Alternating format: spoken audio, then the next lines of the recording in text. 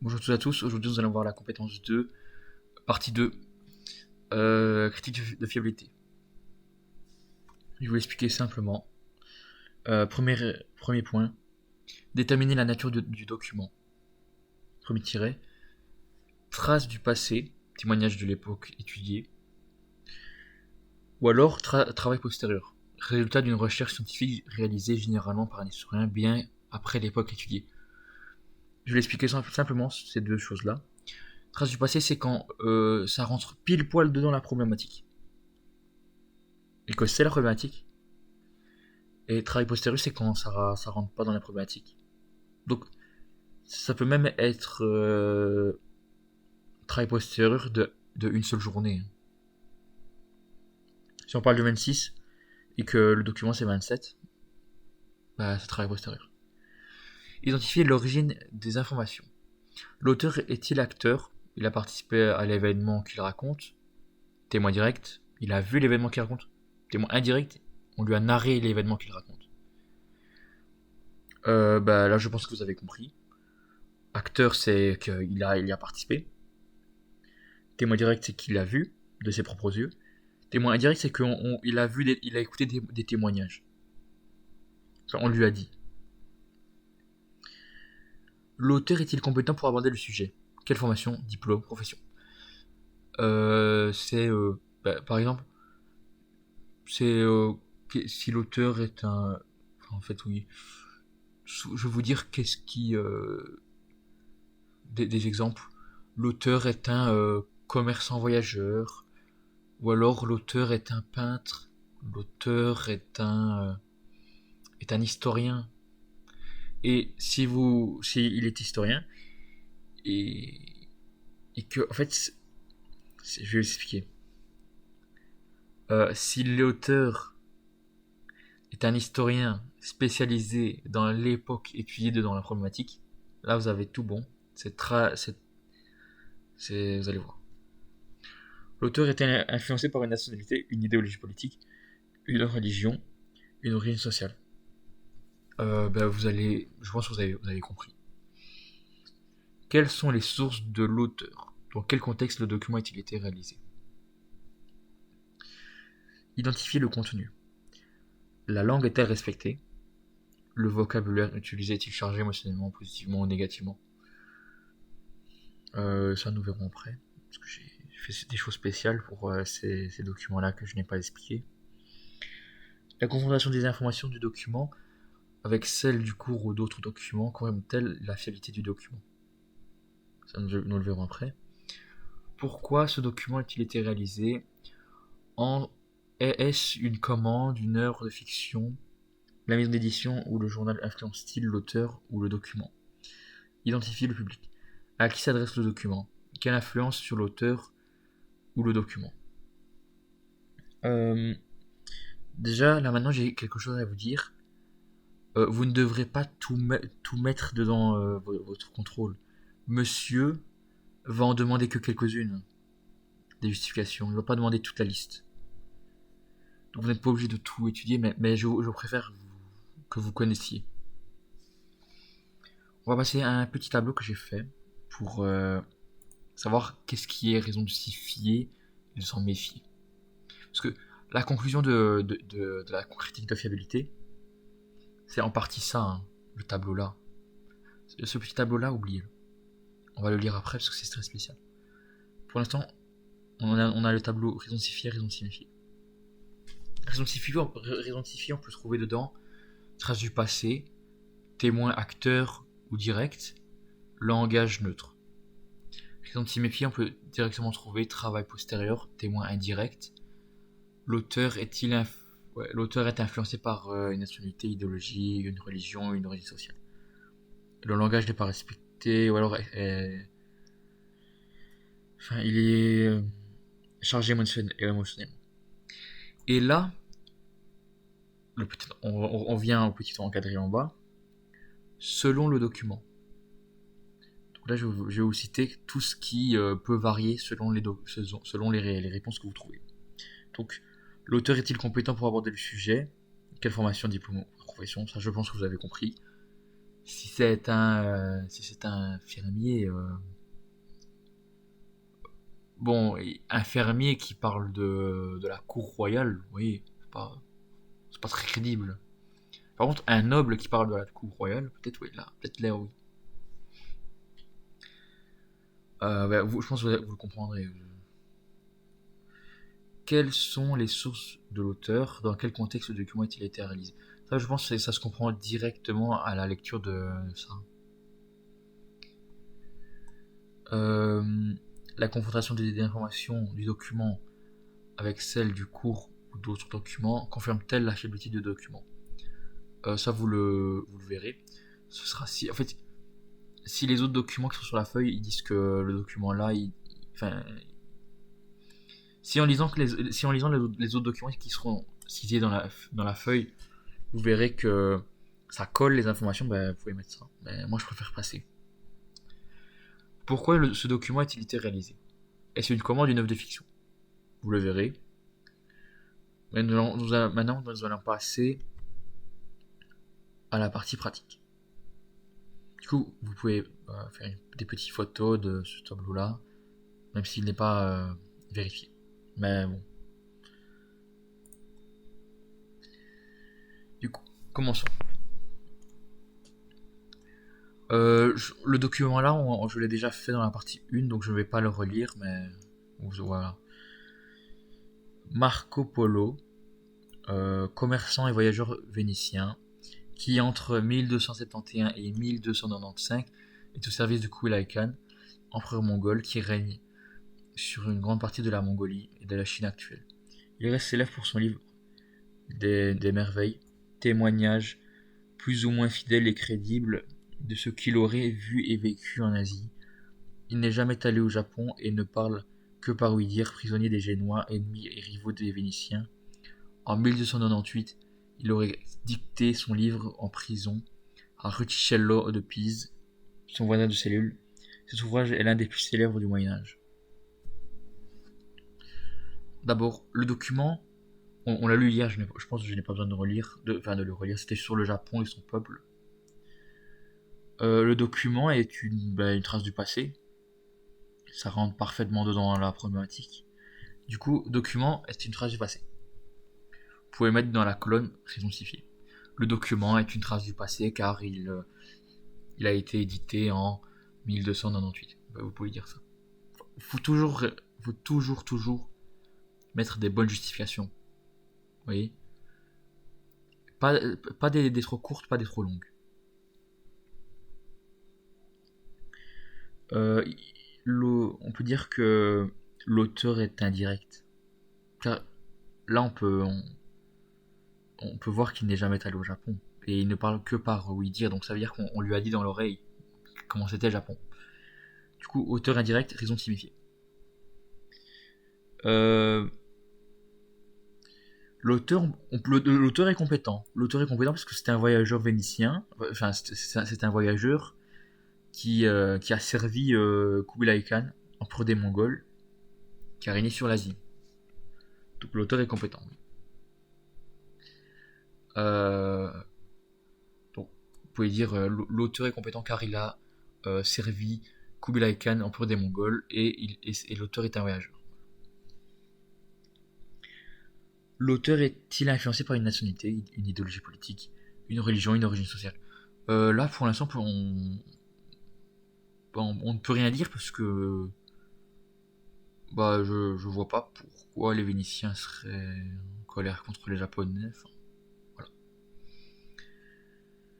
Après, peut-être sa fonction de commerçant, peut-être elle a influencé, mais je ne sais pas. Donc moi, je passe. Souvent, je passe. Quand je ne sais pas, je passe. Quelles sont les sources de l'auteur? Dans quel contexte le document a été réalisé? Ben, on peut dire que les sources de l'auteur ne sont pas vérifiées car il est entendu que par oui dire, mais bon, je n'ai que très peu fait cette question-là, donc je préfère passer. La langue est-elle respectée? Le vocabulaire utilisé est-il chargé émotionnellement, positivement, négativement? Il parle très positivement de cette terre, mais aussi négativement. Moi, personnellement, je passerai cette question-là parce que c'est très ambigu parfois. Certaines questions, passez-les, hein, vraiment passez-les. Faites le principal, donc là au-dessus, et quelques questions en bas. La confrontation des informations du document avec celle du cours ou d'autres documents confirme-t-elle la fiabilité du document? Ça, je passe parce qu'on n'a pas eu beaucoup de documents sur le Japon.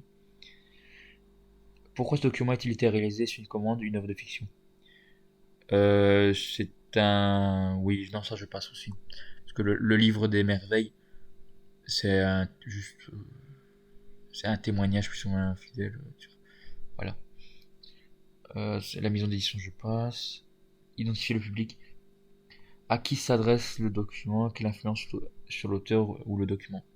Le document s'adresse aux Européens. Enfin, au peuple européen. Du coup, on peut dire raison de s'y fier, oui, parce que les Européens n'ont... non, je préfère passer. En fait, je préfère pas vous donner des mauvaises réponses. Donc, du coup, tout ce qui est trop ambigu, faut passer, hein. C'est pas une bonne idée de d'écrire juste pour dire d'écrire. Voilà. Du coup, on va passer à l'autre document, au prochain document. Cette fois, je vais faire un autre document. Donc, c'est les mêmes chapitres. Donc, celui-là, c'est sur les massacres des protestants à la Saint-Barthélemy. Voilà le document 3. Dubois François, peintre protestant français. Il réchappe au massacre des protestants parisiens du 24 août 1572 et se réfugie à Genève. Fait historique prouvé, on peut voir le corps de l'amiral de Coligny défenestré et violenté, décapité, masculé, pendu au gibet, etc. La topographie de ce tableau est inexacte, mais elle s'explique par la volonté du peintre de rassembler dans cette scène tous les faits et lieux notables de cet épisode. Ce tableau attribue clairement la responsabilité des violences à la reine mère, Catherine de Médicis, et participe à la construction de sa légende noire. Cette œuvre s'inspire sans doute des récits témoins et de récits de témoins et peut-être de quelques documents écrits, mais on ne sait guère de choses sur sa genèse.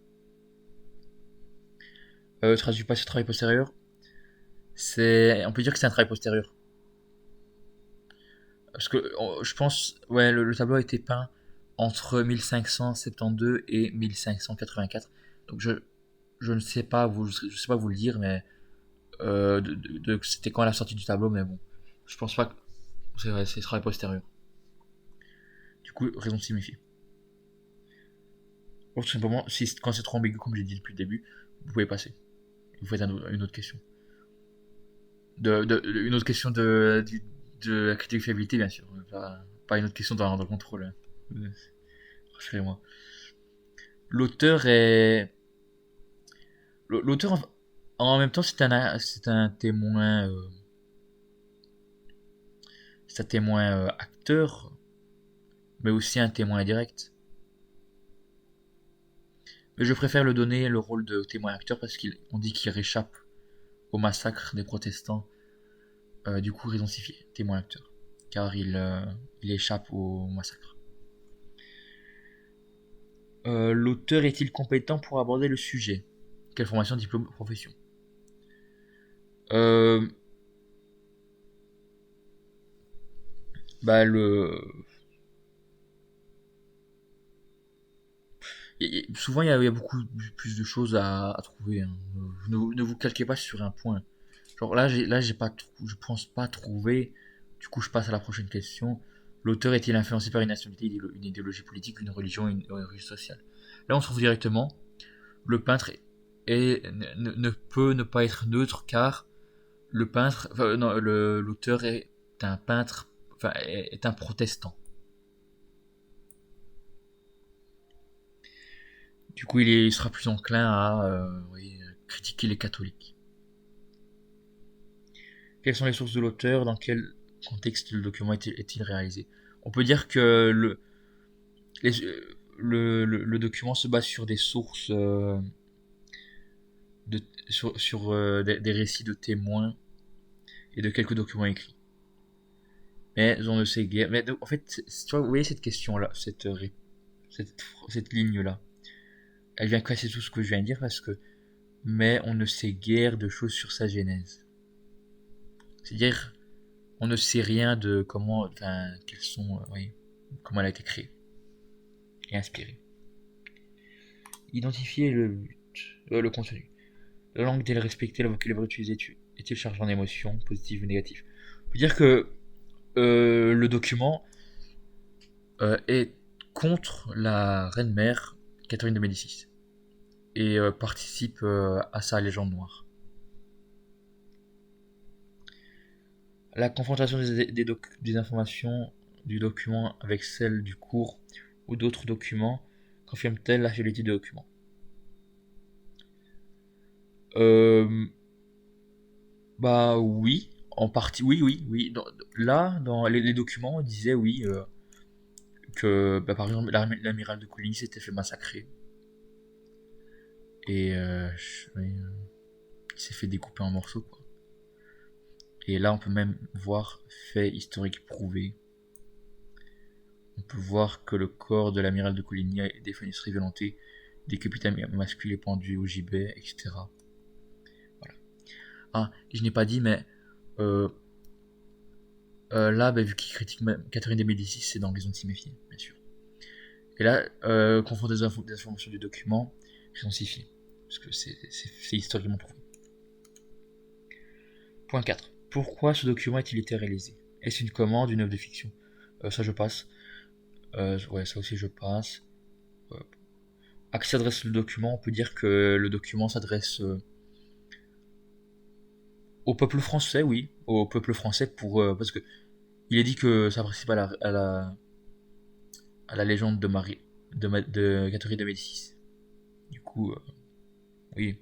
Et Catherine de Médicis, elle est reine de quoi? De France, presque. Enfin, non, elle est régente de France. Régente.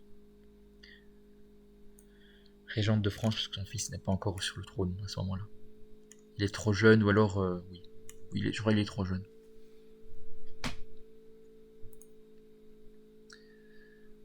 Euh...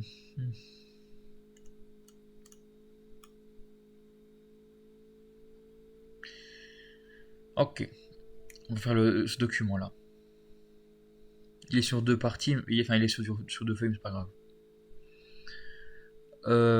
Ah non, non, non, non, on va faire celui-là parce qu'on l'avait bien fait en classe et je pense que vous vous souviendrez. Donc, là, c'est sur la prise de la Bastille, le document. De toute façon, on l'a fait dans la partie 1, vous savez de quoi ça parle. Chola Claude, marchand de vin à Paris, il participe à la prise de la Bastille. Il réalise ce dessin gouache pour l'offrir à l'Assemblée nationale en septembre 1791. Il se met en scène en dirigeant un canon vers la forteresse et veut rendre hommage aux vainqueurs de la Bastille. Il combine tous les événements de la journée en une seule représentation graphique naïve. De plus, il publie son propre récit, Service fait à l'attaque de la prise de la Bastille, comme protagoniste de l'événement où il exalte son action. Déjà, tout d'abord, on peut dire que c'est. Attendez, je vais vite vérifier la date. On peut, oui,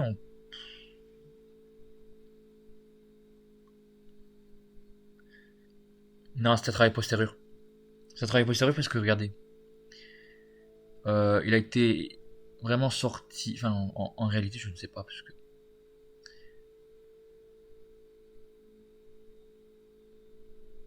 Oui, je suppose que c'est un travail postérieur parce que il dit, il réalise ce dessin pour l'offrir à l'Assemblée nationale en septembre 1791. Du coup, et la prise de la Bastille, c'est en 1789. Du coup, vous voyez. Donc, travail postérieur, car le tableau n'a été dessiné que en 1700, enfin, on peut dire durant l'année 1791, mais vous pouvez mettre septembre 1791. L'auteur est-il acteur? Oui, l'auteur est acteur, identifié. Il a participé à la prise de la Bastille, comme on l'a lu. L'auteur est-il compétent pour aborder le sujet? Quelle formation, quel diplôme? Bon, l'auteur est un marchand de vin à Paris. Bon, on peut peut-être mettre qu'il vit à Paris, mais je pense que c'est voilà quoi. L'auteur n'est pas on peut mettre que l'auteur n'est pas qualifié pour parler du sujet. Du coup voilà, car il est marchand de vin. L'auteur était influencé par une nationalité, une idéologie politique, une religion, une origine sociale. Ben pour l'instant je ne vois rien. Je vais être franc avec vous, je ne vois rien qui l'orienterait, mis à part que c'était un marchand, peut-être, un bourgeois, enfin, oui, c'est un habitant de la capitale qui n'est pas très très grand dans la hiérarchie. Mais voilà quoi, ouais, on peut mettre son origine sociale du coup. Ouais. L'auteur est peut-être influencé par son origine sociale modeste. Voilà, vous pouvez mettre ça. Peut-être ses idéologies politiques aussi, parce que il a quand même rejoint il a quand même participé à la prise de la Bastille. Du coup, il avait une certaine oui, idéologie. Quelles sont les sources de l'auteur? Dans quel contexte le document a-t-il été réalisé? euh, Les sources de l'auteur sont l'auteur est ouais non je préfère ça parce que c'est trop ça casse en fait ça casse la tête et c'est ambigu. Et de toute façon les gars, je vais le répéter encore une fois, ne vous inquiétez pas, monsieur va pas demander monsieur il est pas sadique, il va pas demander tous les points. Il va juste vous en demander deux ou trois, hein. Ça va pas être gros. Enfin, le max qu'on a fait en classe c'était 6 et encore. La langue est-elle respectée? Le vocabulaire utilisé est-il chargé émotionnellement, positivement, négativement? L'auteur parle en bien. Enfin, l'auteur abuse ses actions. Du coup, on peut mettre dans raison de signifier. Le, donc, on peut mettre le document est influencé par l'auteur car. Enfin, oui. Vous ferez des belles phrases. La confrontation des informations du document avec ouais, ça, je veux passer ça parce que je ne sais pas. Et puis on peut dire que oui. Quand on regarde le document, attendez, j'essaie de regarder puisque je vois pas bien. Oui, oui, certainement, ouais. Ben bon, on n'a pas trop de documents et voilà. Pourquoi ce document a-t-il été réalisé? Est-ce une commande, une œuvre de fiction? Le document, on peut dire que le document est raison de signifier parce que le document a été réalisé pour l'offrir à l'Assemblée nationale. L'Assemblée nationale, c'est quoi? C'est l'endroit où les dirigeants, enfin, les hauts placés de la République se réunissent. Du coup, vous voyez, et la République, c'est quoi? C'est ceux qui ont détrôné Louis. Euh, là, du coup, oh oui, on était là. La maison d'édition ou le... Non, ça je vais passer parce qu'il n'y en a même pas. À qui s'adresse le document? Quelle influence sur l'auteur ou le document? Le document s'adresse aux députés de l'Assemblée nationale. Parce qu'il a été offert à l'Assemblée nationale. Bon, ouais, voilà. Merci de m'avoir... Ah, oui, d'abord, je vais vous le dire. Il n'y a pas de conclusion comme dans la partie 1. Critique de fiabilité. La conclusion peut dire que c'est ce tableau-là. Du coup, j'espère que vous avez bien compris ça, là, tout ça. Bon, je vous souhaite une bonne journée ou une bonne soirée. Les vidéos sur les chapitres vont bientôt sortir, ne vous inquiétez pas. Et je vous souhaite à la prochaine. Et je vous souhaite juste, je vous conseille de vous entraîner. Genre, je vais vous expliquer. Prenez une feuille, enfin, ouais, prenez une de vos feuilles de documents, ça, par exemple, et entraînez-vous, vraiment entraînez-vous. Et c'est comme ça que vous allez savoir faire. Parce qu'en réalité, tout ça là, On peut même le trouver tout en 3 secondes, hein.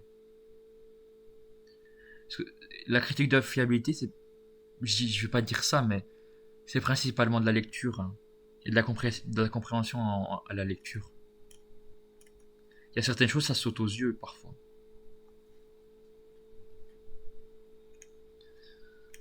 Critique de pertinence, c'est, oui, là c'est beaucoup plus du trouvage d'informations et voilà. Mais bon, c'est quand même, ça saute aussi parfois aux yeux. Bon, du coup, je vous dis au revoir. À la prochaine. Et n'oubliez pas de mettre la cloche, car il y aura de nouvelles vidéos sur les chapitres.